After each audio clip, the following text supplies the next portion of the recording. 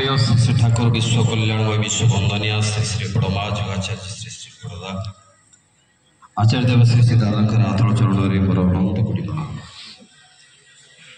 यही पवित्र उत्सव केतकीपाटनार आज उत्सव वरेण्य परिचालक महोदय श्री श्री ठाकुर कर्मी मंडली प्राणर गुरु भाई माने माँ माने पिला माने सब प्रीतिपूर्ण राव जयगुर आपण मैंने ये मर्मर सब शुणिले आज्ञा महाशय कहीगले जे बहुत बड़ बड़ लोक मैंने अच्छा परिषद सर्वोपरि जी बड़ श्री ठाकुर अच्छा ये परिप्रेक्षी मोर मन हो सत जमी बड़ बड़ प्रोफेसर मान भितर परीक्षा देवाक बस ये अनुभूति मोर गोटे हो जहाँ भी हो सार्विक भाव में आज जो उत्सव पालन करा केतकीपाटनार आम मानकर मानस पटरे आमे माने ठाकुर को प्रिय परम को रथरे सारा दिन परिक्रमा करे आज संध्यारे जो सत्संगर आयोजन करा जाउची आज जे से ठाकुर से आज आमर व्यक्तिगत भाव में केवल गुरु भाई मानकर ठाकुर नुहे यही कथा आज पर्यंत आम जीवन में उपस्थापन करें जदि कौन जगह अष्टप्रहरी कौन तार निमंत्रण प्राय नदेले बहुत लोग आसती कौन से मंदिर को अनेक लोग बिना निमंत्रण आसती ठाकुर कहीं आसती कहीं ठाकुर जे सार्वजनीन तार प्रमाण आज पर्यटन आम कर ये सृष्टि संस्थार जे मालिक से जितेबले मानुष तन धरी धरावतरण करती कहती पुरुषोत्तम आपनी आचरी धर्म शिखाए अपरे ये पुरुषोत्तम परंपराटा प्रभु रामचंद्र ठार आरंभ हो अद्यावधि श्री ठाकुर अनुकूल चंद्र पर्यटन जारी रही रामचंद्र कहुला मर्यादा पुरुषोत्तम भगवान कृष्ण कहुला लीला पुरुषोत्तम एवं श्री श्री ठाकुर होती पूर्ण पुरुषोत्तम दुनिया रे जेते जेते लोक आज प्रगतिर पथरे उन्नतिर मार्ग में चली से पछत पटरे कहीं ना कहीं जड़े पुरुषोत्तम था तार जीवनचर्या को अनुध्यान कर देखिले आप देखिए से जड़े कृष्णकर भक्त हो हनुमान भक्त हो हनुमान पछत पटरे प्रभु श्रीराम राम को डाकुव जीसस क्राइस्ट को डाकुव मोहम्मद को डाकुव चैतन्य को डाकुव कहार ना पुरुषोत्तम धारा को बहन न कले मनीष उन्नति लाभ करें ना किंतु से जो उन्नति अधा बंदरिया कहीं ये पुरुषोत्तम जिते आसती जुग माफिक 5114 BC बा ख्रीष्ट पूर्व प्रभु रामचंद्र आसते अद्यावधि 7000 वर्ष ऊर्ध्व समय है एक समय पुरुषोत्तम मान के आसी ना आम मान भर जो धारणा अच्छी जे प्रभु ठाकुरंकर जो सत्संग होची किसी लोग भावती ना ठाकुर अनुकूल चंद्र अलगा राम अलगा जीशु अलगा मोहम्मद चैतन्य अलगा ये कहीं अलगा नुहति ये सबू बिलुआंकर गोटे डाक सी हूँ हुके हो सबू पुरुषोत्तम गोटे कथा आपण मानकर बंचार कथा बढ़िबार कथा किंतु आज कहीं होनी जे आपण मान तो ढेर धर्म पालन कर अनेक लोग धर्म पालन कर कहीं से दुख जाऊनी आउ से अभाव असुविधा तो आज पर्यंत अद्यावधि अच्छी स्वामी स्त्री संघर्ष एवं भी अच्छी ये कथार उद्घाटन आज पर्यंत कहीं भी करना कारण जो आचार्य देव कथा कहते आचार्य जो परंपरा जिते जिते पुरुषोत्तम आसी से जो मैंने आचार्य थे से कृतिजात आचार्य किंतु रेतजात आचार्य कहीं नथिले आवर्तमान धर्मटा को कहीं ठीक भाव बुझे पारानी से दिन श्री श्री ठाकुर पाखक आसी जड़े कहते ठाकुर श्रीमद भगवद गीतार लिखा अच्छी विद्या विनय संपन्ने ब्रह्मणी कविहस्तिनी सुनिचय सौभाग्य पंडिता समदर्शिन श्री श्री ठाकुर कहले तार अर्थ कहले जो माने पंडित लोक विद्या विनय संपन्न से माने गाई चंडाल कुकुर ए समस्त को समान मन करती मोटामोटी भाव में कहवाक गले से विष्टा और चंदन को एक प्रकार मन करते श्री श्री ठाकुर कहले ताहले आमे विष्टाटा कौन ललाटे धारण कर पंडित तो बुझे नहीं समज्ञान किंतु आटा करके अनैले तार असहायता अवस्था देखी ठाकुर बुझेदे कहले समदर्शन माने समदर्शी माने साम्यक रूपे दर्शन लाभ को समज्ञान बोली कहती समज्ञान माने साम्यक रूपे ज्ञान लाभ को समज्ञान कहती ବିଷ୍ଠା ଯେ ଦୁର୍ଗନ୍ଧଯୁକ୍ତ, ଚନ୍ଦନ ଯେ ସୁଗନ୍ଧଯୁକ୍ତ। ଯଦି ଆପଣଙ୍କର ଏ ଜ୍ଞାନ ଥିବ ତାହେଲେ ନିଷ୍ପତ୍ତି ଆପଣଙ୍କର ଆପଣ କଥାରେ ଆପଣ ସୁଗନ୍ଧ ଦେବେ ନା ଦୁର୍ଗନ୍ଧ ଦେବେ। এই পরিপ্রেক্ষীরে কাইকিনা এই যে কথাগুলো যে অবধ্য শ্রীমদ ভগবত গীতার যে কথা, শ্রীকৃষ্ণଙ୍କ সমর যে কথা, গীতা আমার পবিত্র গ্রন্থ, শ্রী শ্রী ঠাকুর তার রূপায়ণ করে কহিলে মোর পবিত্র সত্যানুসরণটি হচ্ছে এই পবিত্র গীতা বই। সত্যানুসরণ অনুসরণ ভিতর দেই গীতার সাফল্যতাটা অছি। ଆଉ ସେଦିନ এই ସମଦର୍ଶନ ଉପରେ ଶ୍ରୀ ଠାକୁର କହିଲେ ଗୋଟେ ସଭା ହଉଥିଲା। ଠାକୁରଙ୍କର ଗପ ଏଇଟା, ମୋର କଥା। କହିଲେ ଗୋଟେ ସଭା ହଉଥିଲା, ସେ ସଭାରେ ଜଣେ ରାଜନୈତିକ ନେତା ବସିକି ଭାଷଣ ଦେଲେ। ବସିଛନ୍ତି, ସେ ଗୋଟେ ଚେୟାରରେ ବସିଛନ୍ତି, ଆଉ ସବୁ ଲୋକ ସବୁ ତଳେ ବସିକି ଆପଣମାନେ ଯାଇ ବସିଛନ୍ତି, ସେ ଶୁଣୁଛନ୍ତି। କହିଲେ ଆମେ ସବୁ ସମାନ, ଆମର ସମାନ ଅଧିକାର ଅଛି। ଆମେ ଯେହେତୁ ଆମକୁ ସମ ଅଧିକାର ସମସ୍ତଙ୍କୁ ମିଳୁନାହିଁ, ଏ ସକାଶେ ଆମକୁ ଆନ୍ଦୋଳନ କରିବା ପଡ଼େ। ସମାନ ସମାନ ସମାନ ଯେତେବେଳେ ଅନେକ ଥର କହନ୍ତି, ସେ ଭିଡ଼ ଭିତରୁ ଗୋଟେ ଲୋକ ଥିଲା ବସିଥିଲା, କହିଲା ଓ ଟିକେ ଉଠିଲ, ମୋ ଅଣ୍ଟାଟା କ'ଣ ହେଇଯାଉଛି, ଟିକେ ଉଠୁର। ସେ ଲୋକଟା ଚେୟାରରେ ବସିକି ନେତା ବସିକି କହୁଛନ୍ତି, ଇଏ ଲୋକଟା କହିଲା ଟିକେ ଉଠ ସେ ଚେୟାର, ମୁଁ ସେଠି ବସିବି। ସେ କହିଲେ ତା ମୁଣ୍ଡ ବନେଇଛନ୍ତି, ଠାକୁର ଗପ କହୁଛନ୍ତି। ସେ ଲୋକଟା କହିଲା ଆପଣ ଏଇଗୁଡ଼ା କହୁଛନ୍ତି, ଆମେ ସବୁ ସମସ୍ତେ ସମାନ, ତମେ ତ ସେତେବେଳକୁ ଗାଜର ଗାଜର ହଉଛ, ଆଉ ତମେ ଟିକେ ତଳେ ବସୁନ, ମୋ ଉପରେ ବସି ଅସୁବିଧା କ'ଣ ଅଛି। কথাটা যাহার স্থানটা যোଉଠି, এইসব ধর্মর গ্লানিটা কাহিকি হেলা না তাঙ্কর আবর্তমাନରେ কেହି বুঝাই পারলেনি। কিন্তু শ্রী শ্রী ঠাকুরঙ্কর আবর্তমানে যিয়ে তাঙ্কর রেতজাত সন্তান সিଏ ହେଉଛନ୍ତି ଆଚାର୍ଯ୍ୟ। এই কথাটাକୁ ତାଳେ ମିଳି ଦେଖିଲେ ଆପଣମାନଙ୍କର ଘରର ବଡ଼ ପୁଅଟା ହେଉଛି ଆଚାର୍ଯ୍ୟ। ଆପଣମାନଙ୍କର ଘରର ବଡ଼ ପୁଅଟା ହେଉଛି ଆଚାର୍ଯ୍ୟ। ଯେଉଁ ଘରେ ବଡ଼ ପୁଅକୁ ଅବହେଳିତ କରାଯାଏ, ନିଷ୍ପେଷିତ କରାଯାଏ, ହତାଦର କରାଯାଏ, ସେ ଘର ବେଶୀ ଦିନ ତିଷ୍ଠେ ନା, ନା ସେ ପରିବାର ବି ବେଶୀ ଦିନ ତିଷ୍ଠେ ନା। ବାପର ଆବର୍ତ୍ତମାନରେ ବଡ଼ ସତ୍ସଙ୍ଗର ଯେଉଁ ଧାରା, ଶ୍ରୀ ଶ୍ରୀ ଠାକୁର ତାଙ୍କ ବଡ଼ ପୁଅ, ଅନେକ ପୁଅ ଥାଇପାରନ୍ତି। ଶ୍ରୀ ଶ୍ରୀ ବଡ଼ଦାଙ୍କର ବଡ଼ ପୁଅ ପୁରାତନ ଆଚାର୍ଯ୍ୟ ଏବଂ ତାଙ୍କର ବଡ଼ ପୁଅ ଆଚାର୍ଯ୍ୟ ଏ ସ୍ଥାନ ସଂରକ୍ଷିତ। ଶ୍ରୀ ଶ୍ରୀ ଠାକୁରଙ୍କର ପବିତ୍ର ସତ୍ୟାନୁସରଣ ଗ୍ରନ୍ଥର ଯେ ସଫଳ ରୂପାୟନ କରିଥିଲେ ପରିପାଳକ ହେଉଛନ୍ତି, ସିଏ ହେଉଛନ୍ତି ଶ୍ରୀ ଶ୍ରୀ ବଡ଼ଦା। ଆଉ ଯଦି କେହି କହେ ସତ୍ୟାନୁସରଣ କଥାଟା ଏତେ କଷ୍ଟ କରିହେବନି, ଦେଖନ୍ତୁ ନା ବଡ଼ଦାଙ୍କ ଜୀବନ୍ତ ସତ୍ୟାନୁସରଣ ସିଏ। ଶ୍ରୀ ଶ୍ରୀ ବଡ଼ଦା ନଥିଲେ ଠାକୁରଙ୍କୁ ବୁଝେଇ ନଥାନ୍ତା, ଆଜି ସେ ଧର୍ମର ଗ୍ଲାନି ଘଟିଥାନ୍ତା। କିନ୍ତୁ ଶ୍ରୀ ଶ୍ରୀ ବଡ଼ଦା ସେଇ ତାର ସଫଳ ରୂପାୟନ କରିଛନ୍ତି। ଆଉ ଶ୍ରୀ ଶ୍ରୀ ଠାକୁରଙ୍କର ପବିତ୍ର ନାରୀର ଗ୍ରନ୍ଥକୁ ଯିଏ ସଫଳ ରୂପାୟନ କରିଛନ୍ତି ସେ ହେଉଛନ୍ତି ଶ୍ରୀ ଶ୍ରୀ ବଡ଼ମା। ଆଉ ଏ ସତ୍ସଙ୍ଗଟାକୁ ଟୋଟାଲ ଓଭରଅଲ୍ ଯିଏ କୋର୍ଡିନେଟ୍ କରନ୍ତି ସେ ହେଉଛନ୍ତି ଆଚାର୍ଯ୍ୟ। ଆଜି ଧର୍ମର ଯଦି କୌଣସି ଗ୍ଲାନି ହୁଏ, ଯେ କିଛି କଥା ଯଦି ଅବତ୍ୟ ହୁଏ, ଆମେ ଥାଇ ଯାଉ ସେଇଠି। এই সৎসঙ্গর কথা, আপনার ঘর সংসার কথা, পিলা পিচিকার কথা, ব্যবসায় বাণিজ্যর কথা। 1937 মସିହାରେ যেতবে শ্রী শ্রী ঠাকুর স্বস্ত্যৈনী প্রচলন করতে, 1937 মସିহাରେ শ্রী শ্রী ঠাকুর কৌଛନ୍ତି যে অনাগত ভবিষ্যতের দৈন্য দুঃখ কষ্ট যন্ত্রণার লাভ করে সুখ শান্তি স্বস্তি দেওয়া পাই এই স্বস্ত্যৈনী হচ্ছে অমোঘ অস্ত্র। আজ বি আপনার দীক্ষা নেইଛନ୍ତି, কଣ କହୁଛନ୍ତି ସକାଳୁ? ଆଜିର ପ୍ରଭାତ କର୍ମାରମ୍ଭେ ତୁମଳି ଭୋଗର ଲାଗି ଇଷ୍ଟବୃତ୍ତିର ଅର୍ଘ୍ୟ ଦେଉଛି ଶ୍ରୀଚରଣ ମୁଁ କୃପା ମାଗିଛନ୍ତି କେବେ ଠାକୁରଙ୍କୁ? ୟା ବ୍ୟତୀତ ଆଉ କେବେ ମାଗିଛନ୍ତି? ମାଗିବାର ଅଧିକାର ସେଇଦିନ ପାଇବେ ଯେଉଁଦିନ ସ୍ୱସ୍ତୈନ୍ୟ ମନ୍ତ୍ର ଅଛି। ରୋଗ ଶୋକ ଗ୍ରହ ଦୋଷ ବୁଦ୍ଧି ବିପର୍ଯ୍ୟୟ ଦାରିଦ୍ର୍ୟାଦି ସର୍ବଦଞ୍ଜାନ୍ତ ମୁଞ୍ଚମେ ତৈ ନିଷ୍ଠୟା ଶାନ୍ତି ସ୍ୱସ୍ତି ଶୁଭଂ ଦେଇ ଦେହି କର୍ମ ସୌପୋଷଣ ଦେହି ମେ ଜୀବନ ହୃଦି ନିରନ୍ତରଂ ସ୍ମୃତି ଜିତ୍ ଜୁତେ। ୟା ବ୍ୟତୀତ ମଣିଷର ଆଉ ଲୋଡ଼ା କ'ଣ ଯେ? ହେଲେ ଆଜି ଘରେ ଘରେ ଯେଉଁ ପ୍ରକାର ବିପାତ ଗୁଡ଼ାକ ସବୁ ସୃଷ୍ଟି ହେଉଛି,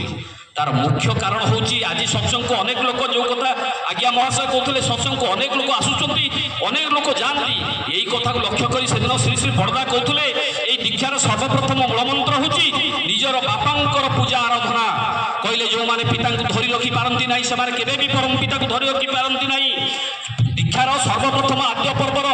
ସେଇ କଥାଟା ଶିଖିବା ଦରକାର। ଆରାଧ୍ୟ ଦେବ ପିତାଙ୍କୁ ତମେ ନିତ୍ୟ କର ନମସ୍କାର, ଜ୍ଞାନଦାତା ସେ ହିଁ ଜାଣ, ଶିବ ରୂପେ ସେ ତୁମାର। ଆପଣଙ୍କର ବାପା ହିଁ ହେଉଛନ୍ତି ପ୍ରଥମ ଭଗବାନ। ଶ୍ରୀ ଶ୍ରୀ ଠାକୁର କହିଲେ ତମେ ପିତାମାତାଙ୍କୁ ଦୂରେଇ ଦେଇ ପିତାମାତାଙ୍କ ବିରୁଦ୍ଧରେ କଥା ଶୁଣିବ ନାହିଁ, କହିବ ନାହିଁ। ତା ମହାପାପ ଦୁନିଆରେ ଏମିତି କୌଣସି ମଣିଷ ବଡ଼ ହେଇନାହିଁ ଯେ ପିତାମାତାଙ୍କୁ ପ୍ରତ୍ୟାଖ୍ୟାନ କରି, କାରଣ ତମ ପିତୃଗୋଷ୍ଠୀ ଧାରାଟା ସେଉଠୁ ଆସିଛି। ଆଜି आपण मानक भितर जो विद्यमानता आज जे परम प्रेम श्री ठाकुर को पाखक आसुचंती आपण एते सहज कथा नुहे आज मनीष अनेक बाबांकर आश्रय नौची ठंडा तुलसी नौची जे कौन सी सिद्ध साधक पाखक जाउची जानती कहीं जाए ना से जाने ये बाबा हिमालय 50 वर्ष 20 वर्ष 70 वर्ष 80 वर्ष साधना करछंती ए साधनार फल अछि मते ए पटकिरी टंका 20,000 कि 10,000 देदेव मुझे नहीं जी जे आध्यात्मिक सहित आपको जागतिक एक घनिष्ठ संपर्क अच्छी जो मैंने आध्यात्मिक जीवन जो मैंने पारिवारिक जीवन विफल से आध्यात्मिक जगत पशिबार अधिकार ना एवं आध्यात्मिक एवं जागतिक परस्पर भाव अंगाअंगी भाव जड़ित से दिन श्री श्री बड़दा कहते जे आपण मैंने जो सिद्ध साधक पाखक जाती जे सिद्ध साधक किए रामकृष्ण ठाकुर उदाहरण कहते सिद्ध पुरुष क्या कहती श्री श्री ठाकुर कहते जे रामकृष्ण ठाकुर कहते तुम जब गोटे सीजा आलू को नहीं गोटे कंचा आलू को नहीं सीजा आलू पाखे थोब से आलूटा सीना पचिज के सीझब ना सीझा हेले से आलू को अग्निर स्पर्श दवाक हुए तेणु सिद्ध हवाक हेले तांकरी पाखक जावाक हुए जे प्रचंड अग्निमुख सी पुरुषोत्तम भिन्न आउ कहीं भी नुहति आउ सिद्ध पुरुषर स्वभाव होची जेमिति सीजा आलूर अवस्था सिद्ध पुरुषर मध्य से ही अवस्था थाए आउ अनेक सिद्धवाक्य मनीष भी अच्छा आमे माने आशा करी बसु काले कौन बाबा किसी कहीदेव जारे तो पुअर चाकरी हो माँ दुख करना आज तो दुख गला 6 मास भितर तो घर धन संपत्ति बढ़ीज भरोसा करू से सिद्ध साधक उपर निरंतर भाव में गोपनीय भाव में दौड़ू अनेक लोग ठकी गले ठोका भी पाइले श्री श्री बड़दा कहले आपण माने कौन सिद्ध साधक ठार कम नुहति श्री श्री ठाकुर प्रदत्त सतनाम जो बीज मंत्र आपण जो मनन करती आपणकर अजाणत आपण मैंने बाक्सिद्ध हो जाती से दिन दुर्गानाथ सान्याल ये उदाहरण मर्म कहुपे से दिन दुर्गानाथ सान्याल जो ध्यान करने को बसती यही समय पाखे थे 3टा पिला पिला ता भर विशृंखला सृष्टि कले दुर्गानाथ सान्याल कहते पिला गुड़ा मरी जाते कि देखागला परवर्ती पर्यायर से पिला गुड़ा असुस्थ हो जाती नहीं बहुत जगह को जाऊँच बहुत डाक्तर कविराज को देखा से भल होना सबूर निराश फल जो श्री श्री ठाकुर पाखक जाती से श्री श्री ठाकुर कहते आपण तो परम पिता को कहीदे जे जन को तो जावाक हम जो पुओटा पर कम आकर्षण जीव ही जीव शेष से से सकाशे एत कर कहुई अक्रोधी अक्रोधीर कथा क्या सत्संगी माने कहीं क्या कहे ना क्रोधवश किसी भी कहती किसी भी हो पारे ये हूँ दर्शक आपण मैंने कौन सी सिद्ध साधक ठार कम नुहति आपण से सिद्धि साधना करती ना से दिन श्री श्री बड़दा कहते पचारुंट तुम दीक्षा नियो कौन पाई जड़े कहले जे भलरे रही श्री श्री बड़दा पचारुंट भलरे रही तो कौच ना भलरे रही तो केबे रहिबु चेष्टा चली आउ जल कहले दीक्षा नहीं आम दक्ष हाँपाई श्री श्री बड़दा कहते दक्ष हेलुणी ना ना मुझे केबे दक्ष हबु चली तो ठिकना ना परिशेष बड़दा श्री श्री बड़दा आचार्य एमती गोटे सुंदर कथा कहले मु दीक्षा नहीं नाम करने मु दीक्षा नहीं नाम करने कहीं करूनी तमें नाम कर ता भीतर भलरे रहिबो दक्ष हम जहाँ पारे ता हम ये सुंदर व्यवस्था कौटी नथिला ना नहीं आमे माने व्यक्तिगत भाव में आम संतानर मंगल चाहूँ कहीं कौन देवादेवी पाखक आम जिते जाऊ से निजर मंगल कामना करूँ भलरे रही टंका पैसा हम आम घर द्वार ठीक रही मो पिला छुआ भल रही निरोग प्रभु रक्षा कर मो संसार किंतु ता हुए ना आम व्यक्तिगत भाव में निजर छाड़ी टे पूर्व पर्यंत जाऊ जानती ठाकुर कौन करती ठाकुर जानते आप नाती आपण भल रे आप पुओ भल रहा नाती भल रहा वंश भल रंशर जीवन के देखी आमे माने पारिवारिक जीवन नहीं बंचीचु स्वामी स्त्री 2 जन पुओ झील 2टा 4टा ठाकुरी परिवार कथा कहते वंशर कथा कहते अरे वंश ताकू कहती जो बाप माँ संयुक्त बापा संयुक्त था कहते वंश पितृपुरुषर जीवन धारा जदि तुम ठारे बहिला ना कौटी तुम किए तुम कूल गौरव रहा ना एकांत स्वार्थपर भाव এই মা মানে যেতবে সুখর পরিকল্পনা করে নিজের স্বামী কো বাপা মা ঠার দূরেই নিয়ন্তি আজি বি অনেক হাউতাস করে বাপা মানে কান্দুচন্তি নীরবরে অশ্রু বিসর্জন করুচন্তি পরিশেষে যে পুଅକୁ আশ্রয় করে ভরসা করলে ইয়ে দিন মতো পোষিব সে পুଅ যেতবে ছাড়ি চালি যাচ্ছি সে ভাবুছি মোর গতি কোউঠি আর মুক্তি কোউঠি কিন্তু বুঝিବାକୁ ହୁଏ तमे बाप माँ को परित्याग कर तम कोल अनागत भविष्य जो सन्तान आसो आसी सारी से हूँ तुम शशुर पूर्वज पूर्व वंशज आज तुम आगे पुत्र रूपे उहा जदि तुम शाशु शशुर को परित्याग कर तारे देख तुम यही सन्तान दिने तुमको पदाघात कर पश्चाताप कर अनुतप्त निआरे जारी पड़ी छारखार करदेव दिन आसो से सन्तान तुमको कांदा हम कारण आमे माने जेतेबेले सन्तान मानकु जन्म दो सेतेबेले आम मानकर टेंडेंसी टेम्परामेंट ट्रांसफर हुए आम सन्तान भितरे आउ दुनिया रे जो मनुष्य जो जन्म होई तार सिस्टम किछि नै आम मानकर टेंडेंसी टेम्परामेंट जो कथा ठाकुर कहले तुम तुम इष्ट चिंता चेतना भावना तुम सन्तान भितर यदि संचारित कर दे न पारिल ताहाले मते ठकी देल कारण सन्तान को पाखरे बसैलो नाही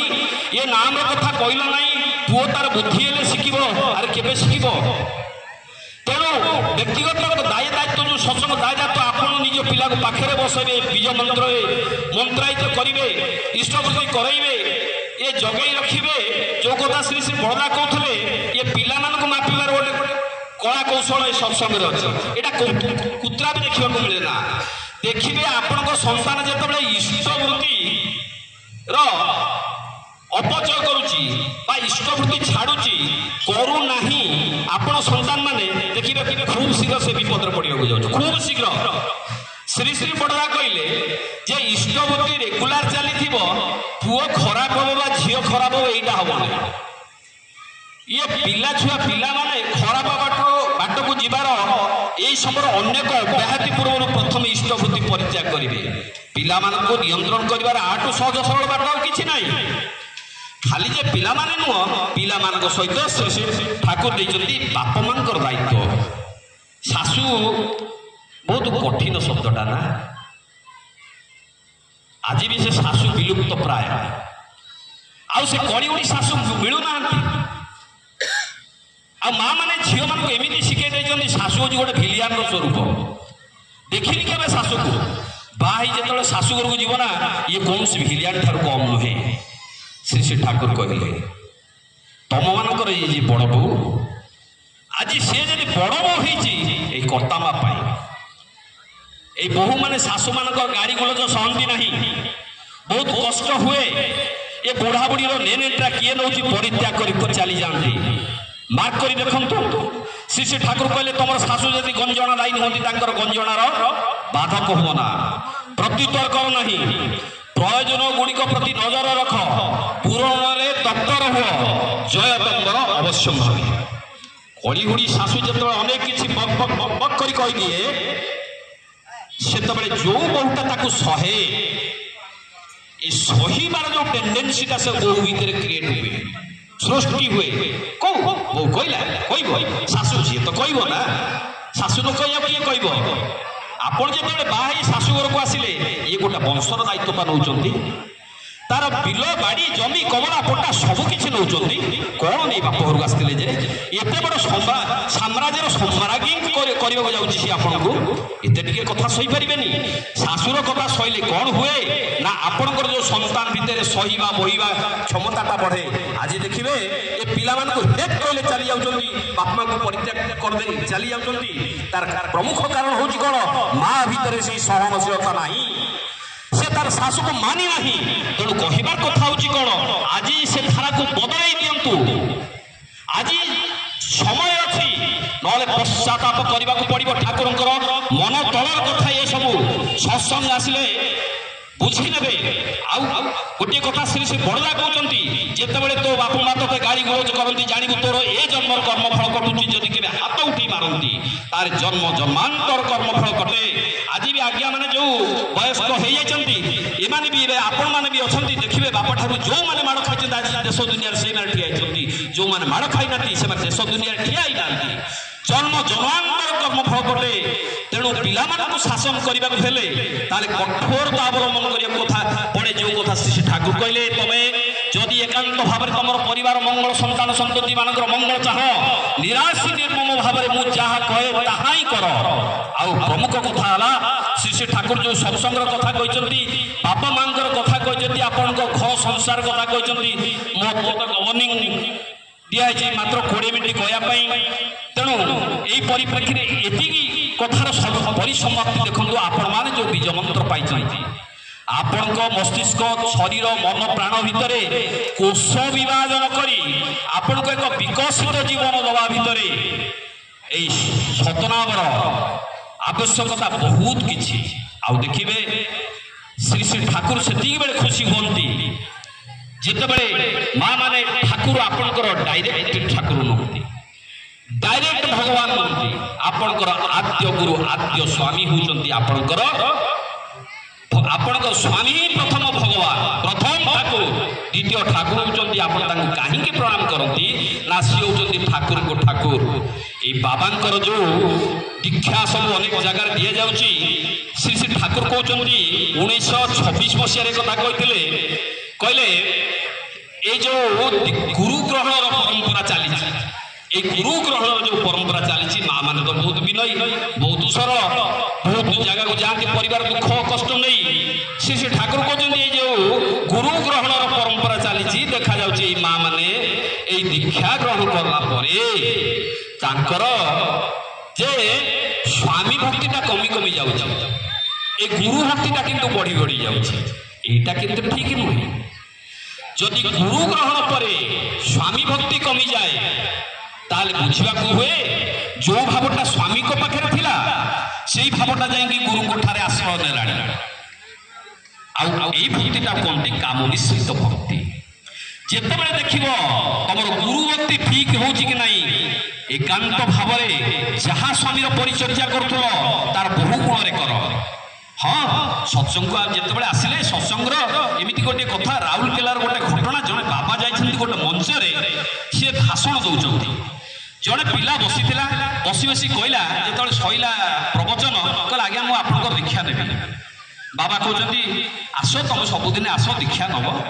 ତା ପରଦିନ ଆସିଲା, ସଇଲା, ବାବା ମୁଁ ଦୀକ୍ଷା ନେବି। 7 ଦିନ ଚାଲିଲା, ବାବା ତାକୁ ଏଇ କଥା କହିଲେ। ଶେଷ ଦିନ ସେ ପିଲା ଯେତେବେଳେ ବାବା ଯିବାକୁ ବାହାରିଲେଣି, କହିଲା ଆଜ୍ଞା ଦୀକ୍ଷା ନେବି ମୋତେ ଦିଅନ୍ତୁ। କହିଲେ ଦେଖ ମୋ ଫୋନ ନମ୍ବରଟା ନେଇଯା, ମୋ ସହିତ ଯୋଗାଯୋଗ ରଖିବ, ଆଉ ପରେ କେବେ ଦୀକ୍ଷା ନେବ, ଆଉ କେତେଟା ନିୟମ କାନୁନ ଅଛି ଏସବୁ ପାଳନ କରିବ, ବହୁତ ଜାଗାରେ ବି ଅଛି ବ୍ୟବସ୍ଥା। ଆଉ ଯେତେବେଳେ ତମେ ସିଦ୍ଧ ହବ ତାହେଲେ ମୁଁ ତମକୁ ଡାକି ଦୀକ୍ଷା ଦେବି। ସେ ଲୋକଟା ଉଠିଲା, ଫଟକିରି ଉଠିଲା, ଜୁଆର ଫୁଆର କିଛି ନାହିଁ, କହିଲା ଯା ଏ ଜୟଗୁରୁ ଗଲା ମତେ ଦୀକ୍ଷା ନେ ନେ ନେ କହୁଛନ୍ତି, ମୁଁ ନଉନି, ତମକୁ ଦେ ଦେ ଦେ କହୁଛି ତମେ ଦଉନ। ସେ ବାବା ତାଙ୍କୁ ଡାକିଲେ, କହିଲେ ଏଠିକି ଆସିଲେ, ଆସ ଆସ ଏଠିକି ଆସ। ସେ ବାବା ଦୀକ୍ଷା ଦେବେ ନା କ'ଣ, କହିଲେ ବସ୍। ବାବା ତ ପଚାରିଲେ ତୁ କୂଅ ଦେଖିଛୁ? କହିଲା ହଁ କୂଅ ଦେଖିଛି। ଗଙ୍ଗା ଦେଖିଛୁ? କହିଲା ଗଙ୍ଗା ଦେଖିନି। ରାଗି ତ ଯାଇଛି? କହିଲା ଗଙ୍ଗା ଦେଖିନି, ଗଙ୍ଗା ଶୁଣିଛି। କହିଲା ସାର୍ ତମ ଗାଁରେ ଯେଉଁ କୂଅ ଅଛି, ସେ କୂଅରେ ଯେଉଁ ଗୋଟେ ବିଲେଇ ପଚିକିରି ମରିଗଲା, କ'ଣ ହୁଏ? କହିଲେ ସେ କୂଅ ପାଣିଟା ଉଝଳା ହୁଏ। କହିଲା ତୁ ତ ଗଙ୍ଗା ଦେଖିଛୁ ଶୁଣିଛୁ, ଜାଣିଛୁ ସେ ଗଙ୍ଗାରେ ସବୁ ବଡ଼ ବଡ଼ ସପ ସବୁ ଭାସିଯାଏ, ସେ ଗଙ୍ଗା କେହି ଉଦ୍ଧାର ଉଝଳାଏ ନା। ତୁ ଯାହାଙ୍କ କଥା କହୁଛୁ ସିଏ ହେଉଛନ୍ତି ସେ ଗଙ୍ଗୋତ୍ରୀ, ସେଇ ଗଙ୍ଗା। ତାଙ୍କର ସେ ତାକତ ଅଛି, ସେ ସବୁଥିରୁ ପାର କରିଦେଇ ପାରିବେ, ହେଲେ ମୋର ସେ ତାକତ ନାହିଁ। ଆଉ ତୋ ଭଳି ଯେ ବିଲେଇଟା ଯଦି ମରିଯାଏ ନା, ତାହେଲେ ମୋତେ ପଶ୍ଚାତାପ କରିବାକୁ ପଡ଼ିବ। ପରିଶେଷରେ ସମସ୍ତଙ୍କର ମଙ୍ଗଳ କାମନା କରି ମୋର ବକ୍ତବ୍ୟ ରଖୁଛି। ଜୟ ଗୁରୁ।